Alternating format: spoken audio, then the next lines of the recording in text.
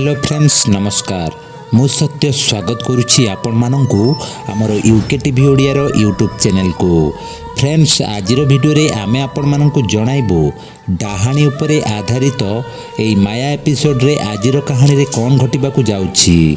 दर्शक बंधु भिडियोटी आरंभ करने पूर्व जदि आपण माने आम चैनल को सब्सक्राइब करना तेबे आज ही आम चैनल को सब्सक्राइब करंतु आ पाखरे आसुवा बेल आइकन टी को मध्य प्रेस कर दियंतु आउ आम भिडियोटी को गोटे लाइक मध्य कर दियंतु।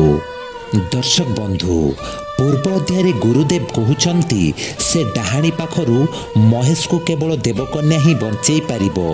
एहा सुनी माँ श्रद्धा गुरुदेव को पचारुछंती किए से देवकन्या जी की डाहाणी कबलरू मो महेश को बंचाई पारिबो।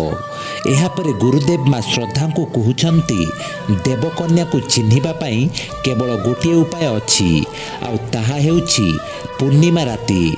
प्रत्येक पूर्णिमा राति रे देवकन्या माने जंगलर एकांतरे बुली थांती आ तांकु चिन्हिबा पाई हेले जंगल भीतर को जीवा को पड़िबो। हेले से जंगल भीतर प्रत्येकटी मुहूर्त रे जीवन प्रति विपद अछि।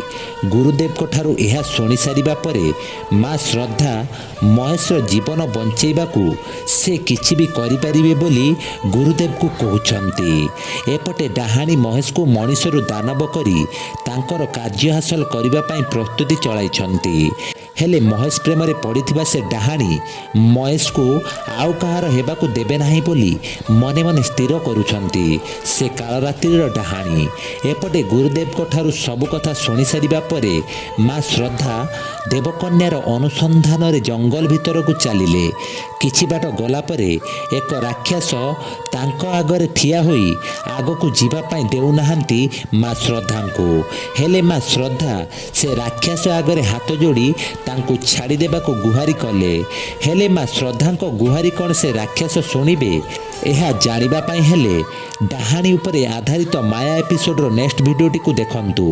जदि वीडियोटी आपण मानकु भल लागि थाए लाइक करिवे, शेयर करिवे और कमेंट मध्य करिवे। एही भली इंटरेस्टिंग वीडियो देखिबाकू चाहुथिले आम चैनल को सब्सक्राइब करिवे। धन्यवाद।